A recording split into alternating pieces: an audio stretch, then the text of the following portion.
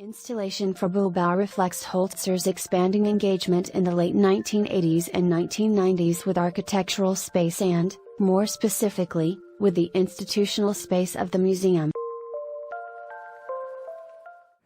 Installation for Bilbao, made by artist Jenny Holzer. What is it made of? What kind of materials did she use for this work? In contemporary art, many artists use quite surprising materials for their creations. For this work, Holzer uses 9 vertical LED signboards. Each one is more than 12 meters tall. And words. Words are the center of the creation. Language is the main medium for Jenny Holzer. At the end of the 70s, that was many years ago, she started with her series truisms, short, very short sentences with very intimate and special messages.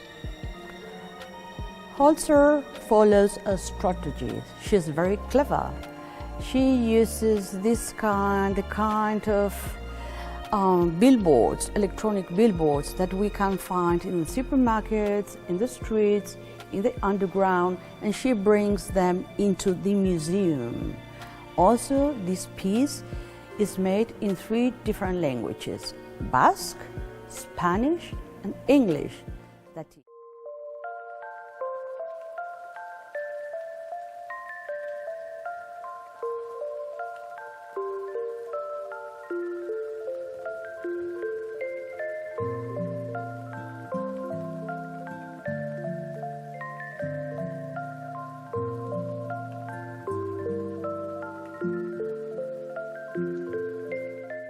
Jenny Holzer, born July 29, 1950, is an American neo-conceptual artist, based in Hoosick, New York.